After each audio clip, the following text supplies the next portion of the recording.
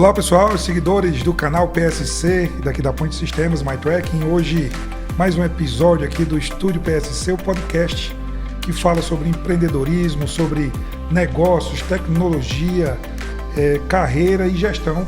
Hoje um convidado especial está com a gente aqui, Janilson Nascimento, direto de Campina Grande, multiempreendedor, proprietário da Zelar Imóveis, Solar Energia, Cares Construções. Vai falar um pouco aqui para a gente aqui sobre sua trajetória de empreendedor, vendedor também, e um pouco da sua vida, sobre a construção aí bíblica que tem, com embasamento bíblico da sua vida e algumas experiências. Vai falar com a gente. Janilson, obrigado demais por estar aqui com a gente, representando Campina Grande, uma cidade próspera, e também com uma super história para contar de empreendedorismo, de coisas boas feitas para a sociedade campinense e para a Paraíba também. E queria começar aqui pedindo que você se apresentasse da sua forma, do seu jeito, falasse um pouco sobre o Janilson, para que todos conheçam aqui você. Muito bem. Obrigado, é um privilégio poder estar aqui, Moreira, bater esse papo e trocarmos experiências, né? Eu sou natural de Campina Grande, na Paraíba, né? Tenho 51 anos, sou casado, tenho 2 filhos e o empreendedorismo veio desde a época do meu pai, né? Que ele fazia múltiplas atividades. Então, dentro desse contexto, eu acredito que veio um pouco ali do sangue, da vontade de ser empreendedor. Muito bom, muito bom. E a gente já começa pegando esse tema que o senhor trouxe aqui, que eu chamo senhor porque faz parte da família também, e eu tenho o maior respeito pela sua carreira e pela posição que o senhor tem na família. Eu vou continuar chamando assim, então, aqui. Eu queria que o senhor, pegando esse tema que a gente trouxe aqui agora, do empreendedorismo da família, né, que você já vem de berço, né? O seu pai era empreendedor, tinha negócios, se eu não me engano, na área de bebidas. Queria que o senhor falasse um pouco dessa construção, porque não é só o senhor, né? Tem os irmãos também que fazem parte, pegaram essa veia de negócio, de venda. E eu queria que o senhor falasse um pouco dessa jornada da família, até um pouco da sua trajetória como vendedor. Depois eu sei que você foi vendedor da IOC, representante, depois da Teuto. Queria que você falasse um pouco dessa trajetória lá como vendedor, como foi essa experiência, primeiro familiar e depois que o senhor levou para a carreira. Meu pai, na minha família eram 10 filhos, né? Meu pai morreu, eu era uma criança ainda, tinha 3 anos de idade. Mas as histórias, né, das minhas irmãs, da minha mãe, contava que ele tinha um depósito de bebida, chamava-se, essa distribuição desse depósito, Guaravita, que é de uma cidade de Cupira, em Pernambuco. Além dessa atividade de distribuição, ele tinha uma pequena roça num local chamado Várzea Grande. Tinha um bar, que chamava o Bar Jovem Guarda, e era mestre de obra. Então, as casas ali no bairro de Santo Antônio, de Monte Castelo, ele que construía. Então, além de construir para os outros, ele ainda construía para ele, vendia e fazia negócio com terreno. Só que ele morreu muito jovem. Ele morreu com a idade de Cristo, aos 33 anos. Então, minha mãe ficou viúva, né, aos 37, e restou 9 filhos. Um tinha morrido na época que ele era vivo. E aí foi aquela... Já como minha mãe não era empreendedora, era do lar e analfabeta, né, mas ela criou os filhos, né, com muita sabedoria, né, também com muita disciplina, com muito rigor. Então, isso forjou em nós um caráter de pessoas do bem, né. Então, a partir daí, nós tivemos que criar a nossa história. Estava no sangue, mas a gente tinha que fazer acontecer. Então, eu trabalhei em diversas profissões, ainda adolescente, ainda guri, né, vamos dizer assim, em oficina de calçado, em construção civil. O que tinha de atividade, a gente tinha que trabalhar para poder trazer o pão para dentro de casa, né, para poder levar a comida para casa. Com o passar do tempo, o tempo foi se passando, e aos 15 anos eu trabalhava como copeiro em um restaurante chamado Cave Pizza, de quem conhece Campina Grande, de frente ao antigo Céu, que era o clube dos universitários. Lá tem uma pizzaria, e daí eu fui trabalhar como garçom, que meus vizinhos me levaram, né? E aos 16 anos foi meu primeiro trabalho de carteira assinada. Eu também trabalhei nessa choparia, chamava Chopinho, de 2 empresários até hoje muito bem sucedidos em Campina Grande, que é Henrique e seu irmão. Então, dali eu fiquei trabalhando, saí de lá e fiquei trabalhando paralelamente como garçom, fazendo extras, né? E até que consegui um trabalho no Bom Preço aos 17 anos. E aí trabalhava no Bom Preço de dia, de noite, fazia uns extras para poder ganhar dinheiro. E aquelas festas que tinha no Espaço, de Rei Caneff, Roberto Carlos, esses grandes cantores internacionais, né? Que ia para o Espaço, eu estava lá presente. Daí depois eu vim morar em Recife, né? Aos 17 anos, com o desejo de servir as Forças Armadas. Mas tinha um sonho de ser promotor de vendas. Acabei não conseguindo nenhuma coisa nem outra. Aí voltei para Campina Grande. De Campina Grande, eu cheguei a botar uma granja e quebrei. Né? Essa granja de vender galinha, né? De vender carne, né? Mas continuei perseverando. Então a vida com muitas jornadas, né? Daí, onde surgiu a possibilidade de eu trabalhar numa rede de farmácia, mas eu queria estudar, né? Aí saí, pouco tempo depois, eu trabalhei com um grupo do Rede Compra, que na época era barateiro, que usava uma marca do Pão de Açúcar, mas que não era autorizado na época, né? E aí saí de lá e entrei como promotor de vendas. Eu gostava muito da área de promoção e nesse bate e volta, trabalhando como promotor de vendas com um grande representante chamado Saulo Monteiro, que hoje o Ronaldo trabalha com ele. Eu abri meu escritório de representações, né? Desse escritório de representações, minha primeira experiência foi ter vindo na Abras, era no Rio de Janeiro. Hoje em dia não existe mais esse evento, em São Paulo é a ASPA, né? Que é voltada para os supermercadistas. Sim. E aí eu fui para o Rio buscar representada. Ainda, eu tinha por volta de uns 19 anos. Explorando, né? Aí fui para São Paulo, de lá peguei um avião, fui para São Paulo buscar 2 empresas. Uma foi uma empresa chamada Velas Prata. Você vender vela no Nordeste, frete FOB. Você vê como o desafio era grande, mas todo lugar tinha Velas Prata. E também peguei uma empresa chamada Varal e comecei com Doce Neide, eu e outro sócio, e um amigo meu. Então, assim, essa foi a jornada quando começou a minha vida profissional. E como eu tinha essa estratégia de vendas, eu gostava muito de ouvir as pessoas. E o cara que trabalhava com ele, esse Saulo, é um grande vendedor, né? Então era igual a papagaio. Eu escutava o que ele falava e repetia no cliente, né? Ou seja, a gente aprende ouvindo, né? Muita gente fala muito e esquece de ouvir. E eu escutava bastante, né? E aí fiz a implementação de vários produtos na região. Primeiro como um promotor, e tinha um vendedor. Só que o vendedor não ia em determinadas áreas, eu comecei a furar a praça, ou seja, abrir novos clientes. Desses novos clientes, chegou um tempo que ele desistiu, eu assumi, fiquei fazendo as 2 coisas. Até que ele disse, não, você vai só ficar com vendas, né? Onde foi que eu tive esse desejo de buscar, de crescer profissionalmente como representante, e fui buscando novos clientes. Na época eu não tinha computador, e aí eu recortava, pegava folhas de jornal, eu recortava, e meu currículo era feito de colando as letras, né? Tinha um fax lá no meu escritório, né? Era um birô e um fax que eu tinha comprado da Samsung, me lembro na época, e meu currículo eu fiz assim, aí ficava mandando para as empresas, essa é a minha trajetória, as empresas que eu representava, enviando esses currículos para eles, né? E aí fui surgindo algumas empresas, e uma delas foi o Laboratório Teuto. Eu pegava a revista da Hipermercado, existia essa revista na época, e tinha lá muitas empresas que estavam desejosas de representante na área do Nordeste. Eles publicavam na revista. Ele fazia a propaganda dele, e lá no final ele colocava em busca de representante no Brasil. Isso para um determinado tipo de linha de produtos. E uma linha de produto que eles tinham, o laboratório, era uma escova de dente importada da Inglaterra, chamada Clear. Sim. Aí quando eu vi lá, eu mandei o currículo, né? Aí ela, vamos fazer essa parceria. Aí mandou um contrato para mim, e eu peguei mais uma representada. Um representante que não tem representado, ele não é representante.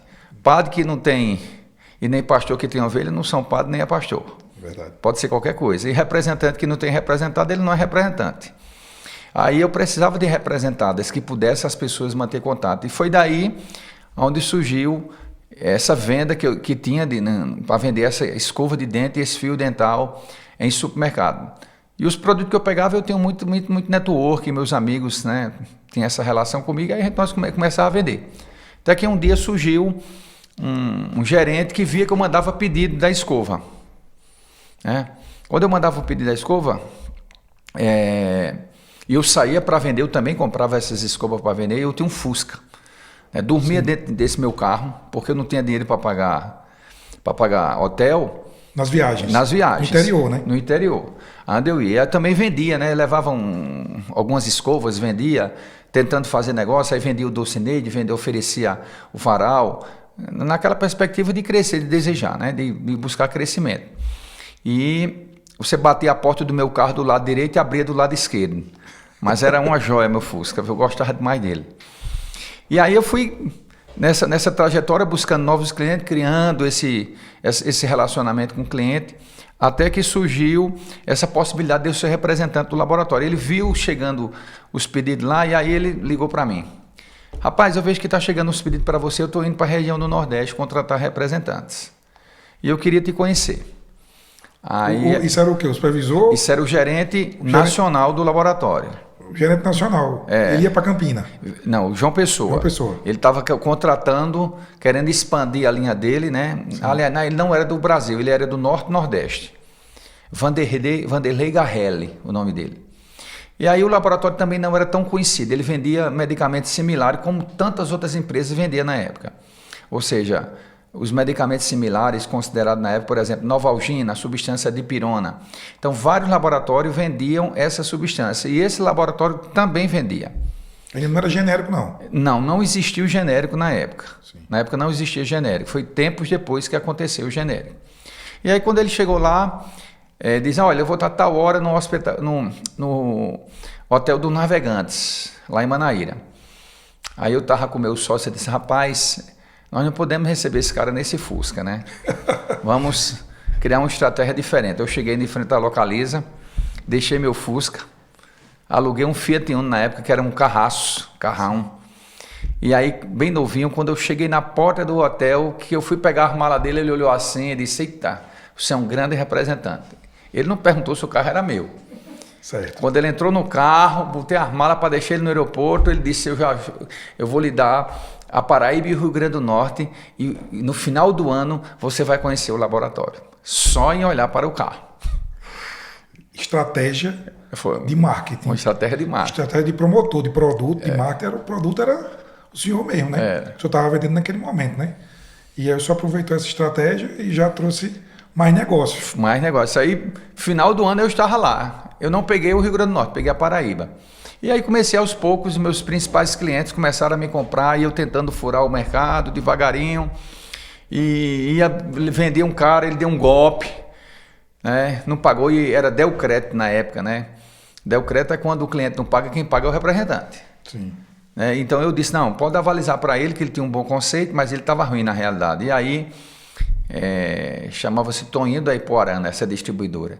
E eu tive que pagar a conta por ele. No meio do caminho, ele não conseguiu vender os produtos. Eu fui lá apelar para ele.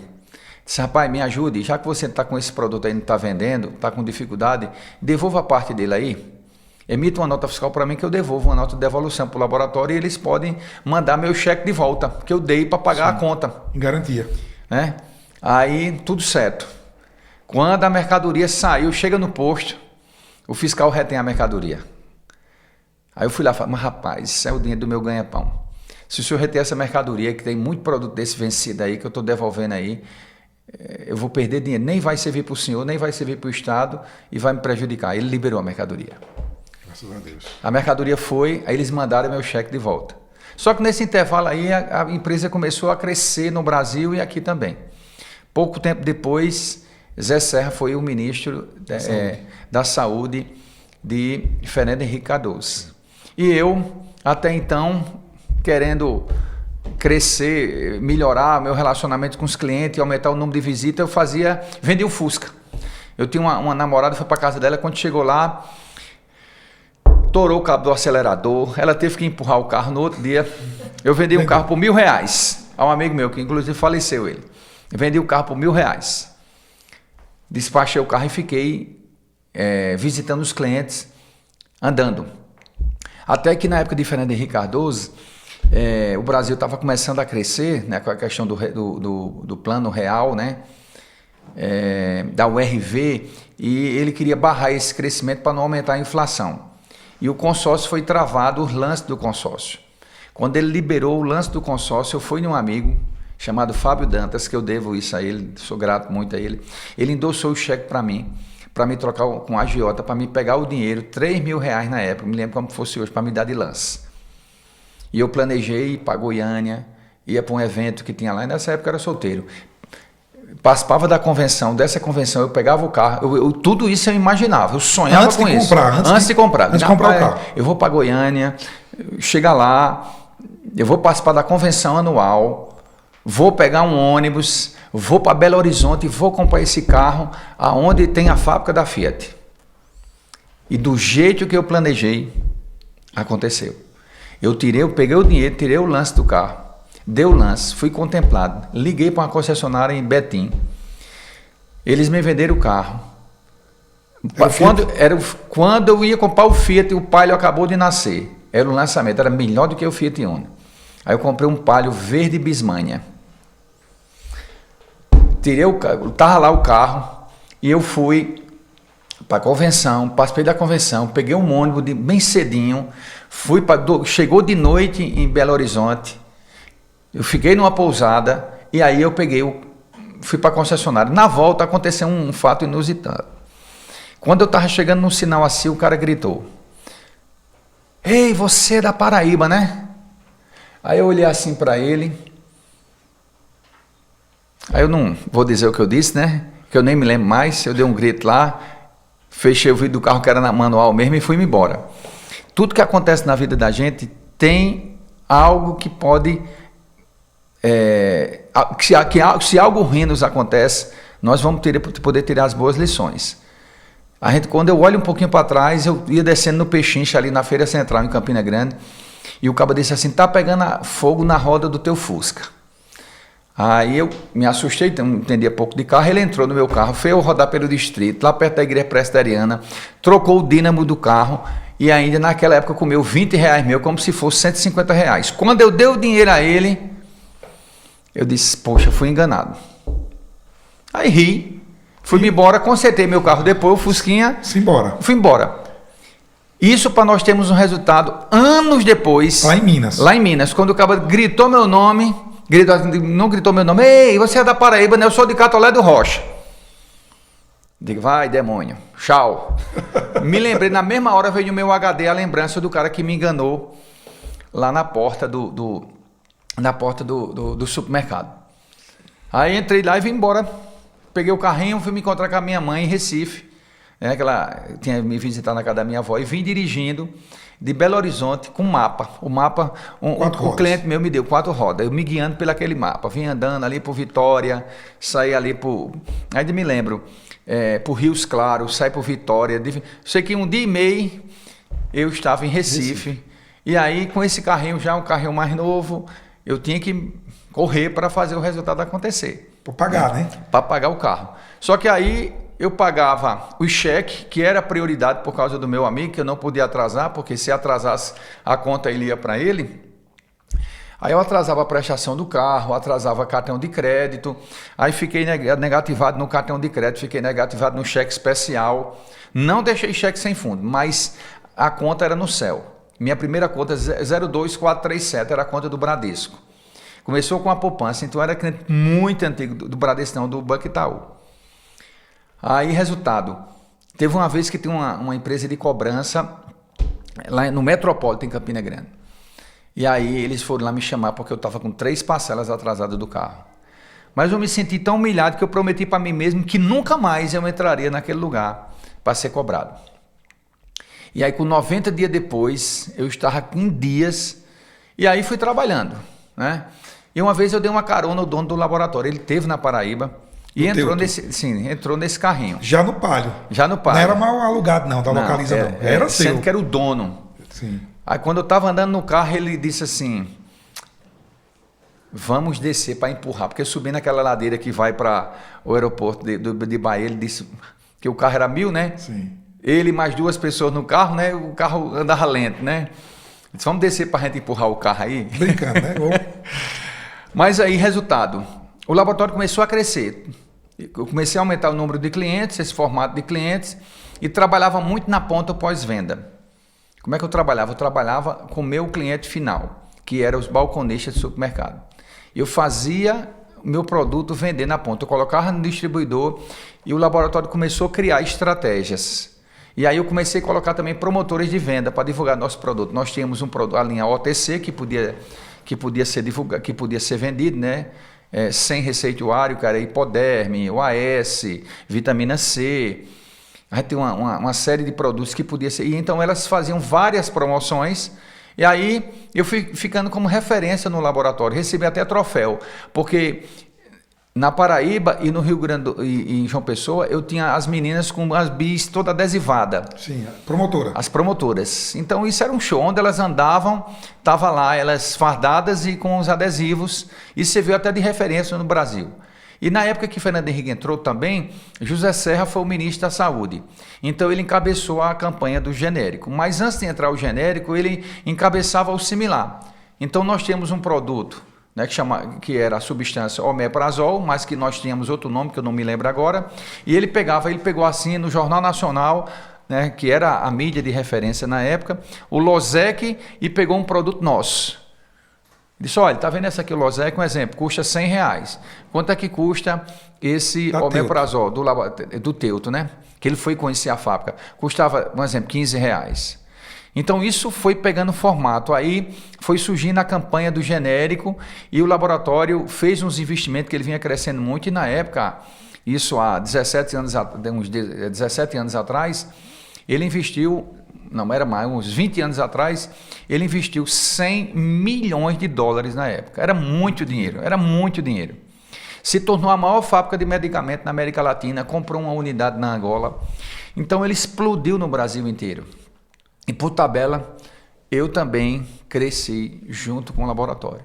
Nesse intervalo, eu tinha outras representadas também. Eu vendia preservativo e veio um cara querendo contratar um representante da IOC. Aí uma moça disse, rapaz, eu conheço uma pessoa que era promotor, e aí esse gerente, a IOC querendo ser implantada na Paraíba, em Campina Grande, eu seria o representante que pegaria de Campina Grande até o Sertão, e aí eu abracei a ideia e comecei a trabalhar com prepostos. Aí coloquei meu irmão, coloquei um outro preposto no Sertão, que me representava, e aí eu visitava os principais clientes e deixava que eles fossem abrindo os pequenos clientes. Como eu tinha outras representadas e também promovia o laboratório, né, porque eu visitava nas farmácias, fechava negociações, aí o nível de negociação começou a mudar. Por exemplo, o cara comprava um determinado valor em 90 dias e oferecia para ele uma televisão. Né, dava camisa, boné, chaveiro, amostra grátis.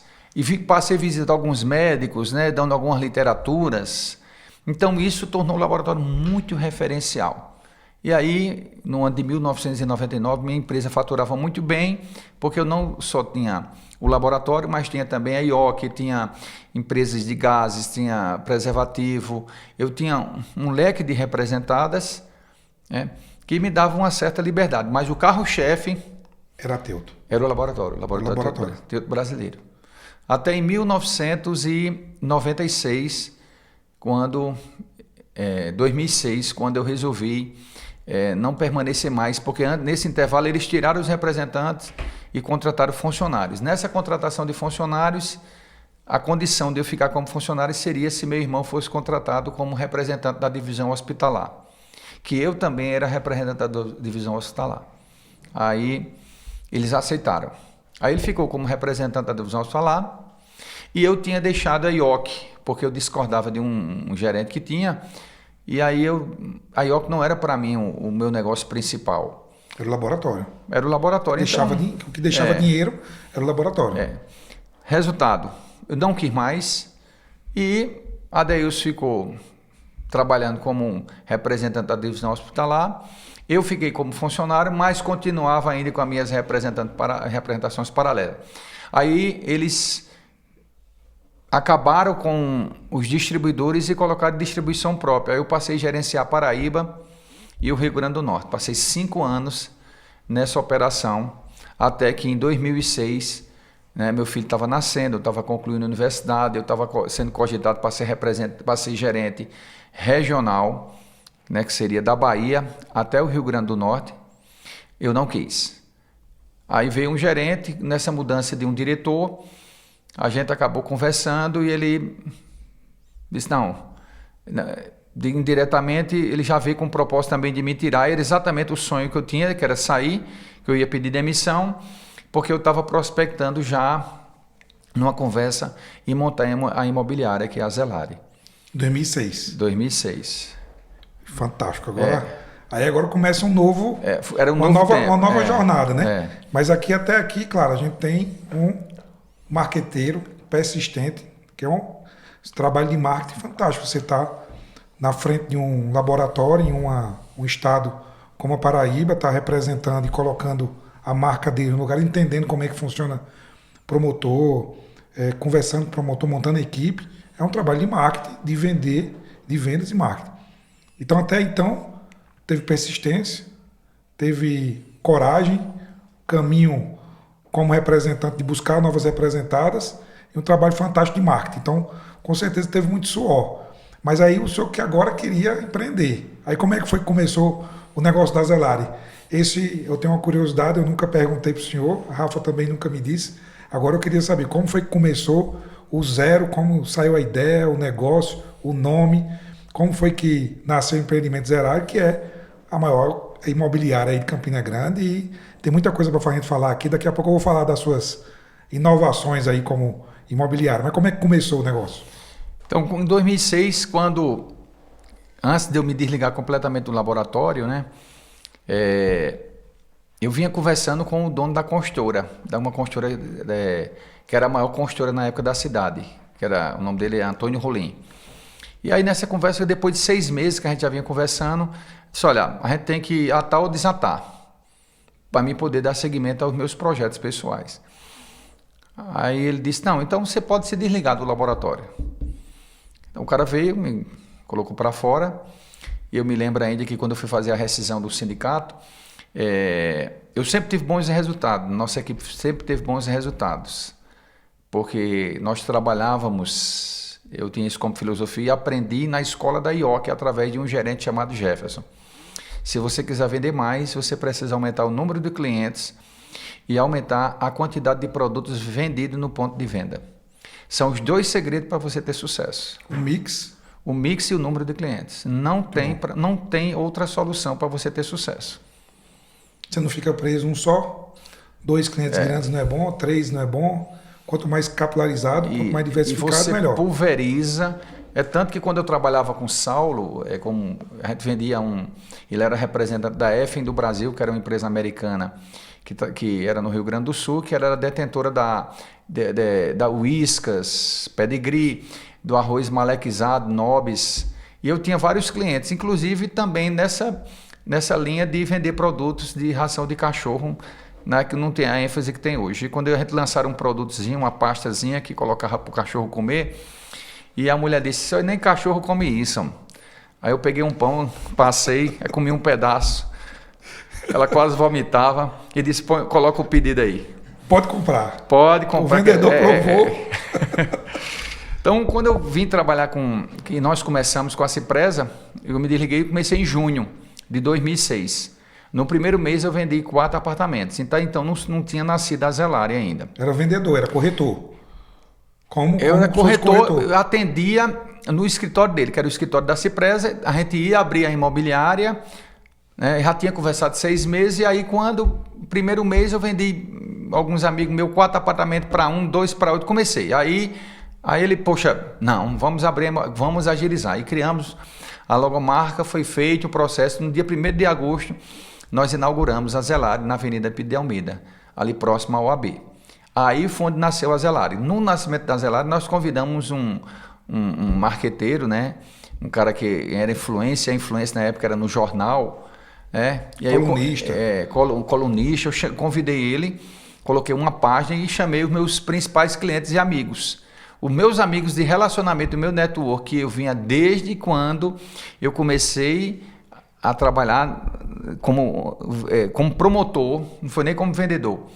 Foi criando uma história, eles estavam lá presentes nesse evento. O senhor fez um evento? Eu fiz um evento de inauguração da imobiliária. Aí coloquei uma página completa no jornal. E aí nós começamos com 2 corretores, né? Eram 2 corretores, comigo 3, uma secretária, e aí fui buscando negócio e fui acontecendo, e eu só vendia exclusivo para a Cipresa. E todo corretor amigo meu. O cara chegava para comprar uma casa e disse, não, rapaz, fale com fulano de tal ali, porque eu só vendia os imóveis da Cipresa. Nenhuma casa de terceiro eu vendia. Então todo mundo queria ser meu parceiro, porque eu pegava e, rapaz, vende lá, e ele ganhava comissão, porque a minha ideia era de servir só a Cipresa na época, né? E aí foi passando o tempo e eu disse, rapaz, a gente precisa ir mais longe. Eu via algumas ações, ficava procurando as ações que muitas empresas faziam fora do mercado de Campina Grande, e disse, rapaz, vamos criar um folheto de imóveis. Impresso. Ninguém fazia na Paraíba. Vamos criar um folheto de imóveis. Vamos distribuir esse folheto. Só quem faz, povo de São Paulo, vamos fazer aqui na Paraíba. E criei o primeiro folheto. Aquele do sinal. Distribuir no sinal, botava dentro de jornal. Então, e aí, aos poucos a empresa foi crescendo, aí surgiu a ideia eu via alguns programas aqui em São Paulo, os caras anunciando imóvel, né? Aí eu já fazia mais, eu não me lembro exatamente o tempo que a gente que estava com a imobiliária, mas estava caminhando muito bem. Aí eu disse, rapaz, vamos abrir um programa na televisão. Tu é maluco? Eu digo, não, vai dar certo. Vamos abrir um programa na televisão. Não, isso não dá certo não. Né? E aí eu digo, programa na TV. Um programa na TV, naquela época, não era hoje não. E aí ele disse, rapaz, é muito caro. Eu digo, não, mas a gente vai atrás de alguns patrocinadores, vai dar certo. E aí contratamos uma profissional repórter que tinha fazia um programa Matu TV da Rede Globo, né, era muito bem referenciado, e aí nós contratamos uma agência de publicidade, a agência contratou uma empresa para edição, pra filmagem e edição, mais a apresentadora, e aí nós começamos. E criamos uma marca chamada Campina Imóveis. E aí foi onde começamos a fazer essa divulgação no horário, na televisão Borborema, 3 vezes por semana. De manhã? Era 3 vezes por semana antes? 3 vezes. Era na quarta-feira, perto de meio-dia, era no sábado, perto de 1 da tarde, e no domingo, às 9 horas da manhã. Quem eram os apresentadores? Quem era? Era o senhor mesmo, né? Não, na realidade, eu tinha a apresentação de um quadro, eu entrevistava alguns empresários de sucesso, né, como nós estamos fazendo aqui, e existia a apresentadora que fazia a apresentação dos programas e nós oferecíamos os imóveis. Então, eu envolvia os corretores nesse processo. Então, eu queria promover meu corretor.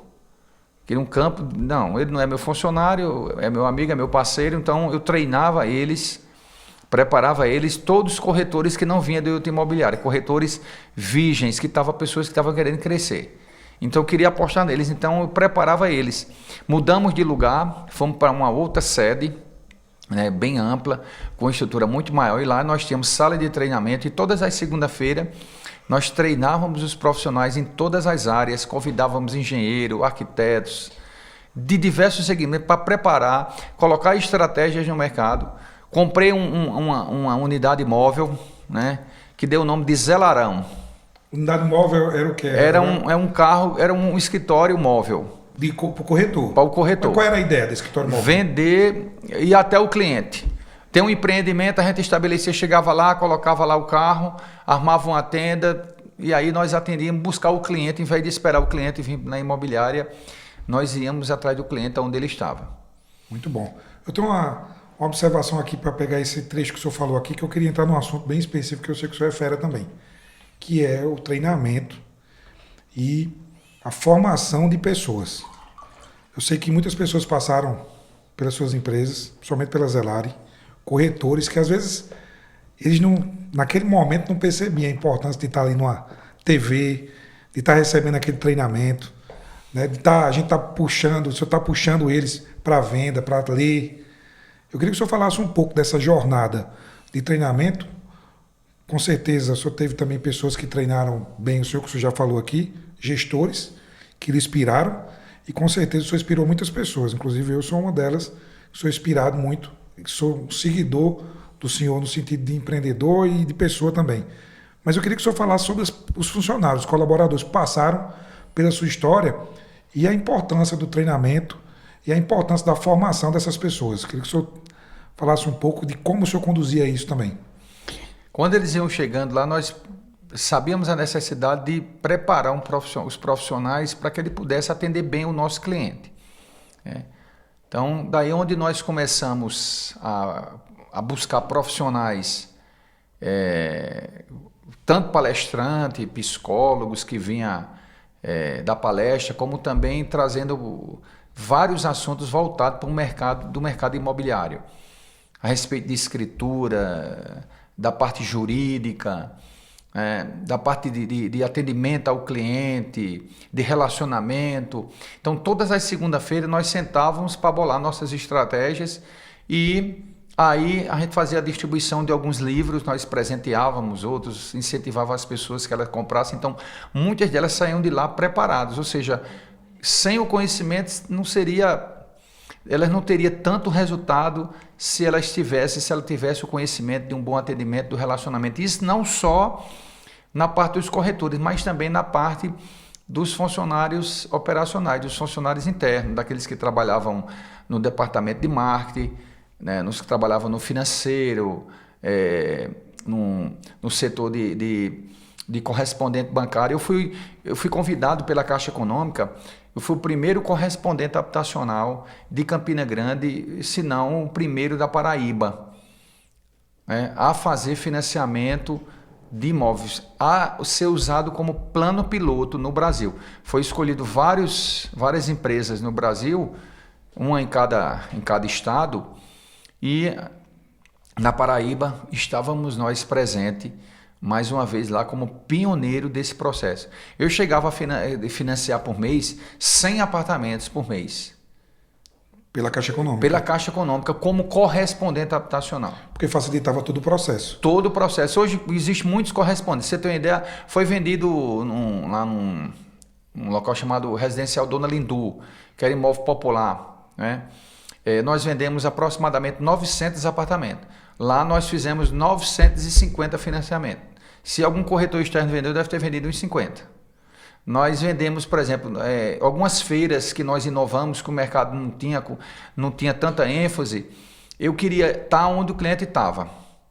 Então, em Campina Grande, eles fizeram uma feira coletiva de vários construtores. Depois dessa feira em Campina Grande, que houve, né, essa feira de construtores, eu disse, rapaz, está na hora da gente ir onde o cliente está. Aluguei um ponto dentro do shopping, né, era o Shopping Boulevard, era Iguatemi. E aí eu tinha lá, periodicamente, corretores. O quiosque. Como se fosse? Como se fosse um quiosque. Eu tinha na porta do Hiper Bom Preço, no Açude Velho, e em outros lugares estratégicos. Então eu tinha corretores espalhados em vários pontos da cidade. Lá eu conseguia fazer negócio, aí sim, eu passei a trabalhar com imóvel de terceiro, aí nós tínhamos a opção de vender imóvel de terceiros. Nós vendemos um terreno da MRV, que é a maior construtora do Brasil hoje, que nós somos, que eu saiba, a única imobiliária do Brasil a ser concorrente dos vendedores da MRV em Campina Grande. Ou seja, no Brasil inteiro... Era exclusivo, né? Era exclusivo. Mas em Campina Grande, a Zelari tinha 25 corretores só para atender. E atendia dentro do stand da MRV e tinha stand separado. Então, aonde você ia na cidade, você encontrava um ponto de corretores, né? A gente era tão assim, agressivo nas vendas, que às vezes a gente estava andando com a unidade móvel e tinha alguns corretores de outras imobiliárias, né, que jogava laranja podre na gente, jogava ovo, com raiva da gente, com ciúme nosso. Onde tinha um ponto de venda, lá estávamos nós. Se uma construtora queria fazer um lançamento de um produto, eles iam e nos procuravam. Tinha uma feira, foi lançada uma feira no Parque do Povo. No primeiro ano, foi Jomário que lançou, não teve tanto êxito para a gente. Mas no segundo ano, a Cipresa lançou o empreendimento. Eu bolei uma estratégia com o dono da construtora, que muitas dessas estratégias eu discutia com ele e ele executava.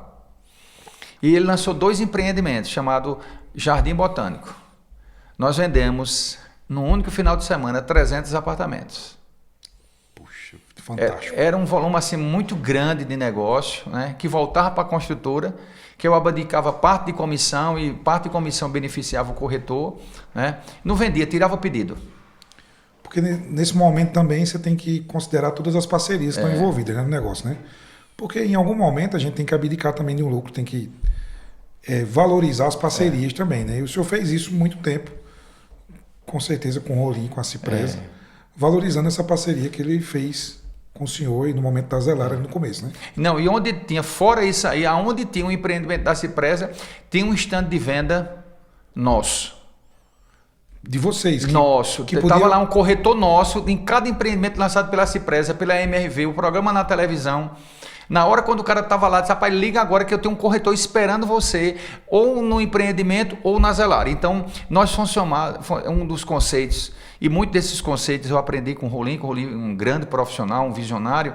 Nós abríamos a Zelara de domingo a domingo. O conceito da imobiliária, eu me lembro que uma vez eu fui alugar um imóvel para mim, e era sábado de 11 horas da manhã, e eu precisando de uma casa para alugar, eu liguei para a imobiliária, muito conhecida em Campina Grande, disse, rapaz, eu estou precisando. Disse, olha, nosso expediente fecha de meio-dia, você tem que vir aqui na segunda-feira de manhã, porque você tem que pegar a chave aqui na imobiliária e deixar um documento. Perdeu o momento de compra, né? Aí eu peguei e disse, poxa, quando a gente montou a imobiliária, nós pegávamos o cliente em casa, ou a gente se encontrava com ele de domingo a domingo. Então, a oportunidade do cliente não se pode perder, né? Então, sábado de tarde, domingo, estávamos lá atendendo o cliente. Eu falo muito aqui, tio, sobre esse negócio da venda, sobre essa oportunidade do cliente, né? Então, às vezes, essa agilidade no atendimento, na velocidade que a gente dá no processo de atendimento, porque às vezes o cliente está no momento ideal de compra. Se ele está no momento ideal de compra, a gente tem que dar a atenção necessária dele.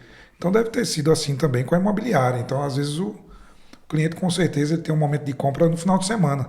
Ele passa por aquele imóvel, vê a placa de vendas, e aí você gasta com marketing, gasta com vendas, gasta tudo, e cadê o vendedor para atender? E isso foi isso que vocês fizeram, né?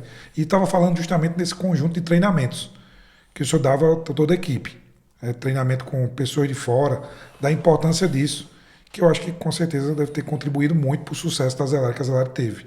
Trazer uma equipe que conseguisse ser treinável, porque tem isso também, né? Você tem o desafio é contratar pessoas que possam ser treináveis, competências que possam ser treináveis. E o senhor fez isso muito bem com as pessoas da Zelara. Eu queria agora passar um pouco aqui, e aí antes até de ir para a Solara, falar um pouco da Solara aqui, que é um negócio já ainda mais inovador, né? Falar em energia. Eu queria só fazer um comentário aqui sobre a Zelara, porque eu sei uma curiosidade aqui do pessoal, porque eu já vi programa do senhor nos Estados Unidos, na Europa. Como é que foi essa ideia? Como é que era o conceito de ir lá nos Estados Unidos, ver como é que o pessoal estava fazendo com venda de imóveis, bater um papo com o corretor lá? Qual era o intuito e qual foi o resultado que o senhor teve com essas ações que o senhor fez indo para fora do país, buscar experiência com eles? Tem um amigo que chamava, hoje ele mora na Flórida, Beto Calmon. Ele era de Recife e era repórter em Campina Grande. E na época da crise do mercado imobiliário, acho que 1998, 2008, acho que 2008. 2008, ele disse que conhecia um amigo corretor lá, e aí surgiu essa perspectiva, como eu já tinha ido algumas vezes naquela época lá, de entrevistar para entender o que é que aconteceu no mercado imobiliário americano. Aí tudo nasceu aí, né? Falando sobre essa crise, então nós fizemos 2 programas lá, e daí surgiu a possibilidade de falar sobre vários outros mercados, como é que se comportavam os mercados em outros países. Como eu gostava de viajar, né? Minha esposa filmava, né? E a gente trazia o material, aproveitava a viagem, fazia as filmagens, né? E editava esse programa, que gravava numa câmera e vinha aqueles mini CDs. Chegava aqui, o pessoal fazia a edição e tem alguns diretores que era muito competente e realmente ficava realmente muito bacana. Eu me lembro que um dos mais que eu gostei foi em Las Vegas, que a gente alugamos um helicóptero, aproveitamos, fomos para o Grand Canyon e na volta ele fez um tour sobre Las Vegas. Aí o diretor, né? Então a gente realmente fez um trabalho, ficou muito bacana. Ele colocou aqui uma música, não sei se era de Frank Sinatra, né? Las Vegas, Las Vegas, Las Vegas. Aí depois a gente fez um programa em Nova York, ele pegou lá de Frank Sinatra, né? E aí ele fazia essa jogadinha e, curiosamente, o pessoal da TV Paraíba, que é a Globo, enlouquecia, porque ninguém queria assistir o Esporte Espetacular. E era Só queria assistir o programa do SBT. na TV Borborema. Na TV Borborema. Então, o período de maior audiência que tinha, todo mundo queria assistir. Nós passamos 5 anos com esse programa até que o investimento era muito alto, estava continuando sendo, eu vi que ele estava perdendo a finalidade. As pessoas me encontravam e diziam, poxa, eu comprei uma casa com fulano, eu vi a sua avaliação, agora eu sei quanto é que vale a minha casa. Estava sendo mais uma utilidade pública, né? Mas tem seu custo, né? Teve. Aí, assim, como eu já tinha investido bastante, eu senti a hora, ainda convidei a televisão para colocar na grade nacional, mas ela tinha sido vendida, a televisão, o grupo tinha sido vendido o pessoal de um plano de saúde, né?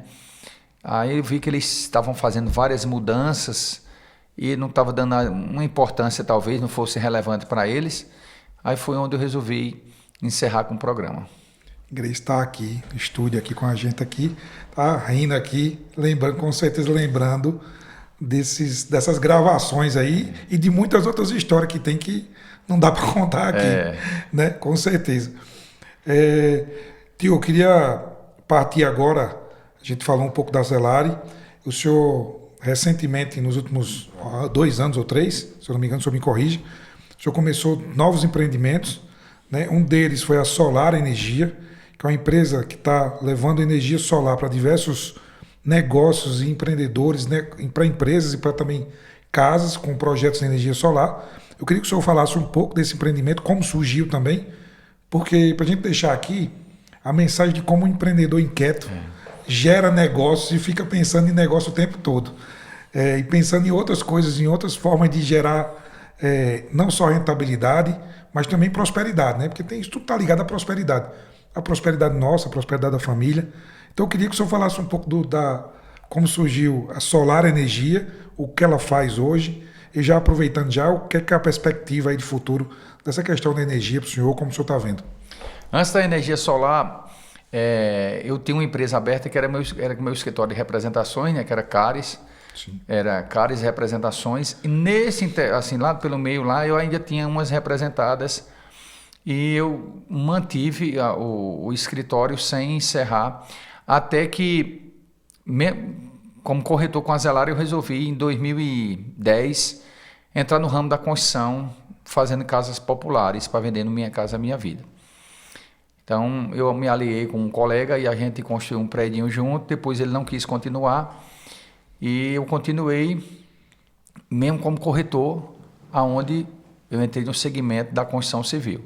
Então, com a imobiliária, eu usava a minha força de venda para vender as casas que eu construía e os imóveis da Cipresa, né? Eu chamei Rolinho e perguntei se ele tinha alguma objeção, ele disse que não, mas eu queria deixar claro que eu ia construir porque eu gostava, né? E aí eu fiz dezenas de unidades, né? E quando foi no período do governo de Dilma, eu resolvi tirar um ano sabático. Não, eu não vou parar de construir, eu vou descansar um pouco, porque era muito corrido, a construção envolve muito. Até que chegou um amigo, uma vez, foi me vender um filtro, e disse, rapaz, vamos entrar no segmento de energia solar. Ainda estava a coisa nascendo no Brasil, isso há quase 5 anos atrás. Eu digo, não quero não. Não, mas vamos, você fica com 70% e me dá 30%, eu não quero nada. O que eu já tenho dá para me reviver pro resto da vida. Não, vamos. Aí eu digo, tá bom, a gente divide meio a meio. Eu cuido da venda e da administração e você da parte da execução dos projetos. E aí foi onde nós começamos, mas existia a cobrança de um imposto ainda pelos governos estadual da Paraíba.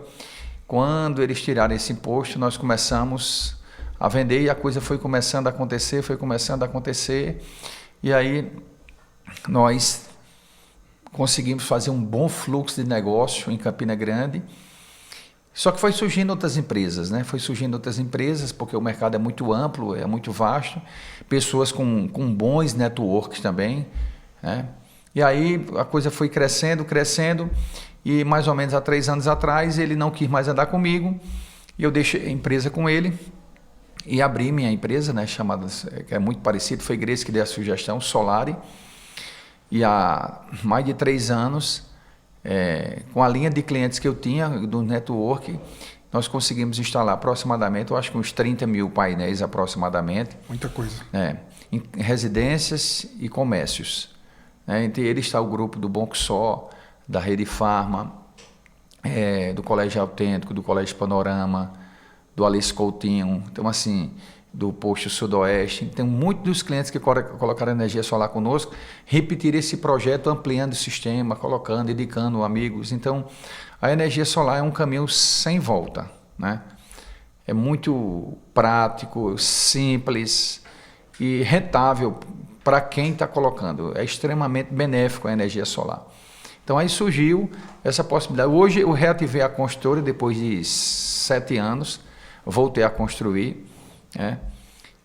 Dentro da Minha Casa Minha Vida, vou construir um prédio próprio, depois eu vou também partir para apartamentos, que eu estava construindo casas, toco a imobiliária e toco a energia solar. Então tenho 3 equipes paralelas, que vai trabalhando e vai cooperando, vai contribuindo conosco nesse crescimento.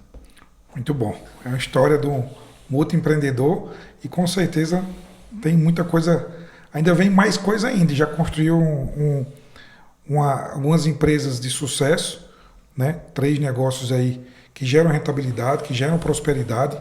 E falando em prosperidade, a gente já falou um pouco sobre isso já conversamos muito sobre a importância de a nossa fé, né? A fé e todos os princípios bíblicos aí para o crescimento com honra, com honestidade.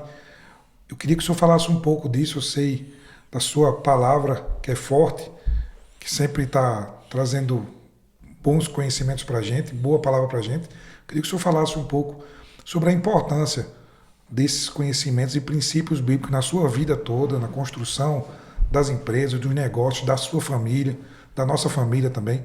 Então eu queria que o senhor falasse um pouco sobre essa construção em cima da fé. Eu me rendi ao Evangelho aos 17 anos, eu conheci a Cristo. Então, assim, eu vinha de uma família assim, relativamente pobre, né? Mas o que move o mundo são os valores celestiais. Ainda que nós tenhamos vontade de crescer, tenhamos força, tenhamos vontade, nós precisamos de uma graça, de uma força, de um Deus, né, todo-poderoso, que criou os céus e criou a terra, né, que enviou o seu Filho Jesus para que pudesse nos trazer vida. E Ele nos dando a vida e o fôlego da vida, eu creio que nós somos um espírito, possuímos uma alma e habitamos um corpo. E a nossa vida aqui é uma vida passageira. A construção nossa nessa vida, ela só tem uma finalidade, de servir as pessoas. A única finalidade do ser humano é esse. Amar um ao outro, servir um ao outro, sujeitar um ao outro, perdoar uns aos outros, né? Então, essa é a finalidade da vida do ser humano, porque essa também é a vontade de Deus. Agora, Deus também deseja que a gente prospere, que a gente cresça, porque ninguém pode ajudar o outro se não tiver. E nós só damos aquilo que temos. Até aquela viúva pobre que fez aquela doação e Jesus ficou observando que todos que davam o que sobrava, e aquela viúva deu tudo quanto ela tinha, mas ela deu tudo. Então, a gente só pode oferecer às pessoas aquilo que nós temos. Então, a base da nossa vida está numa consciência e numa fé judaico-cristã. Sem esses valores, a humanidade não seria o que ela é hoje.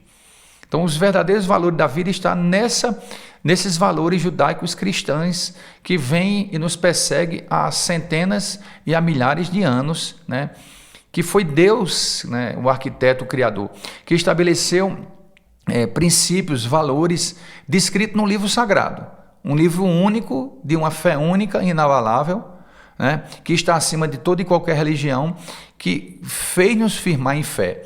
E essa fé, nesse livro sagrado, né, nesse Senhor que foi estabelecido por Deus, para que Ele pudesse ser o nosso canal de comunicação com Deus, né, faz a nossa fé, fortalecer a nossa fé e a gente vencer e superar. toda e qualquer adversidade da vida. Então, sem fé é impossível o homem agradar a Deus. E Jesus é o pai da fé, ele é o autor e consumador da fé. E essa fé é que nos move. Por isso que os verdadeiros valores da vida estão nas bases judaico-cristãs. Sem essas bases não há democracia. Só existe democracia nos países cristãos. Aonde não é cristão, não existe democracia. Né? Eu sei que o governo de Deus é teocrático, é estabelecido por ele, foi ele que determinou. Mas ele nos dá a liberdade. Né? E essa liberdade nesses países que prosperaram, né, como os países europeus, né, americanos, né, que têm esses valores, que honram esses valores, tem uma formação de família. E sem essa formação de família, o homem está perdido. Né? Porque se a sociedade tiver uma família forte, vai ser uma sociedade forte. Né? Então, se a gente tem uma família forte, a sociedade é forte, os nossos valores são fortes. Por quê?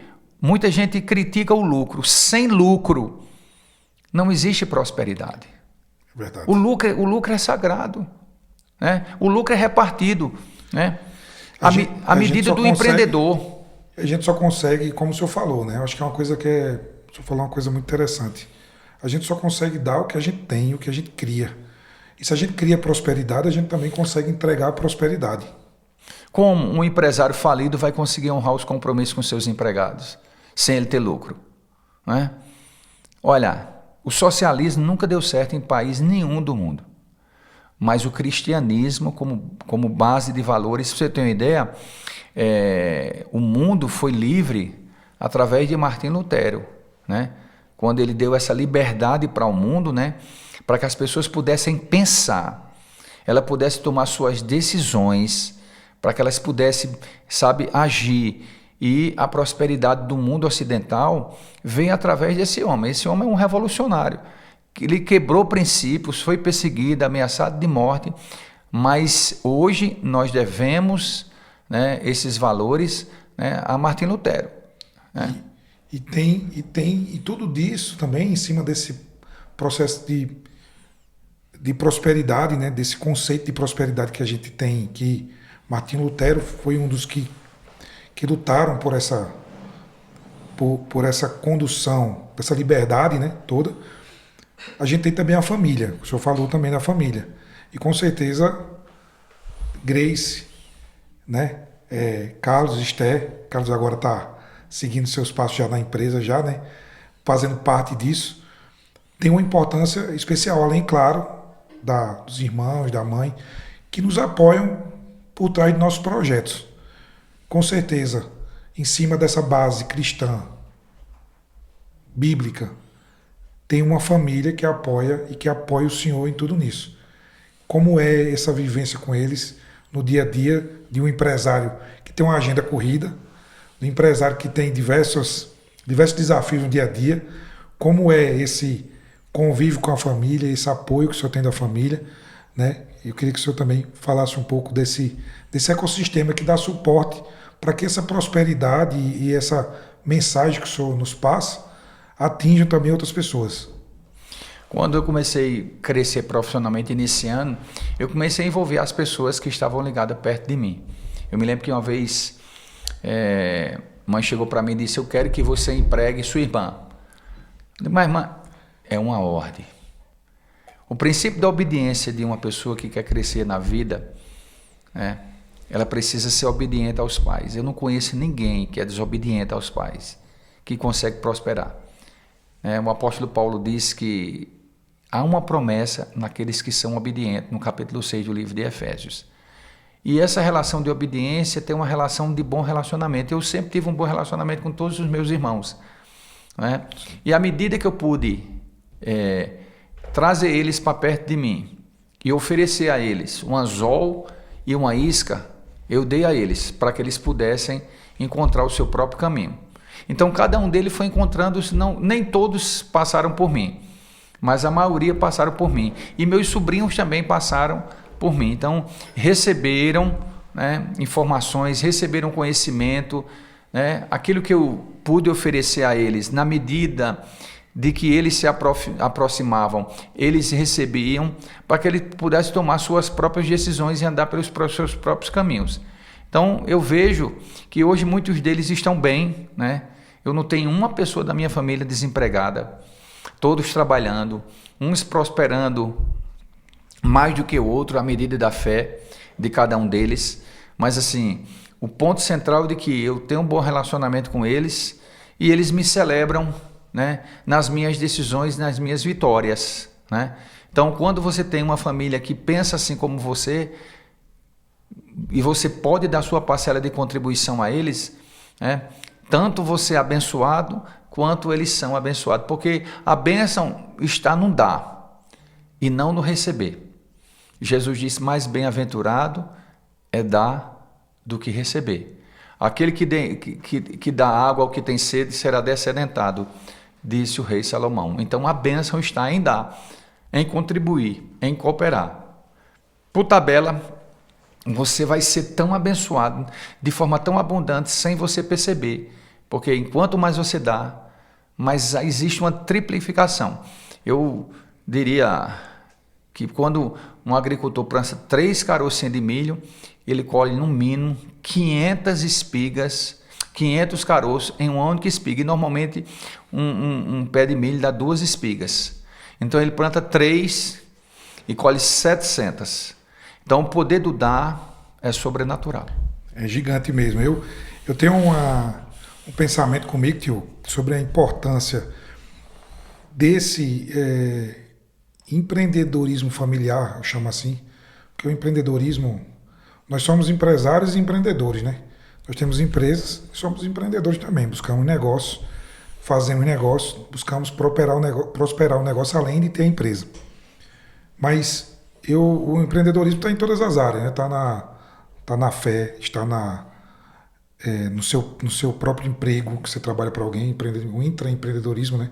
Você está empreendedorismo na sua carreira.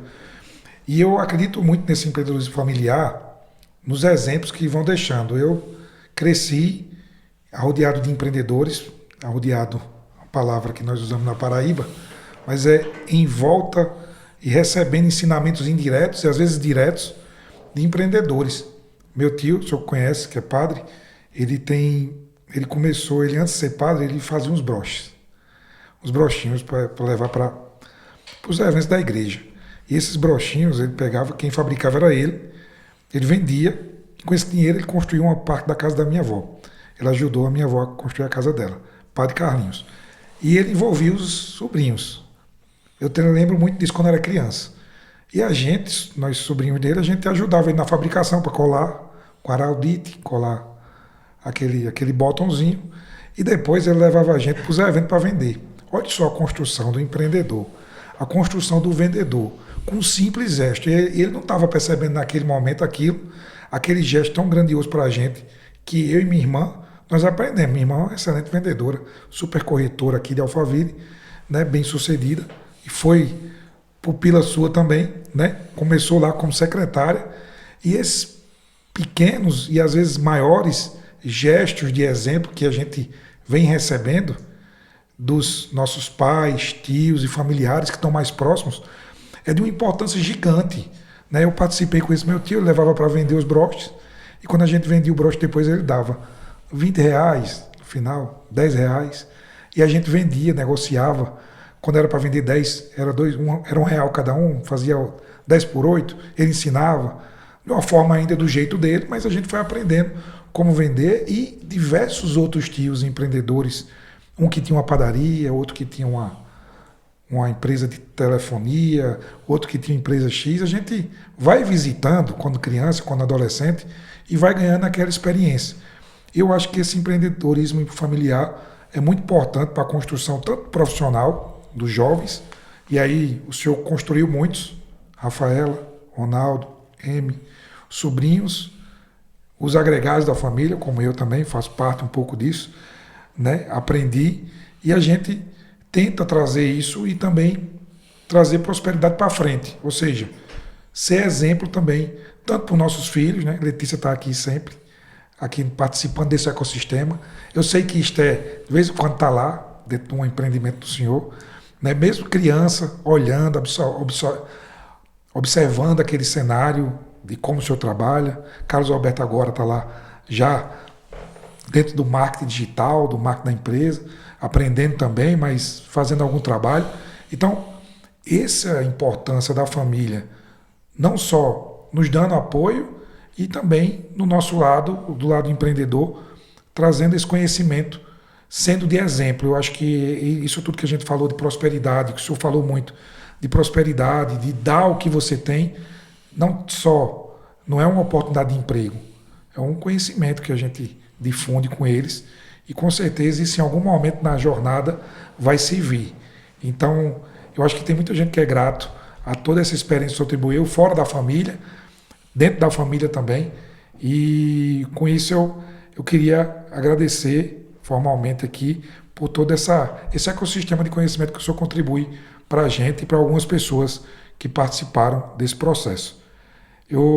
Nosso tempo aqui já está acabando, eu queria trazer aqui uma conclusão aqui com o senhor, queria que o senhor falasse um pouco aqui do futuro. O senhor já falou, na verdade, né, do futuro dos negócios, mas de uma forma conclusiva, também deixasse uma mensagem também para os empreendedores que nos escutam. Esse é um canal que fala com tecnologia, fala com novos empreendedores, pessoas que estão buscando empreender, gerar negócios.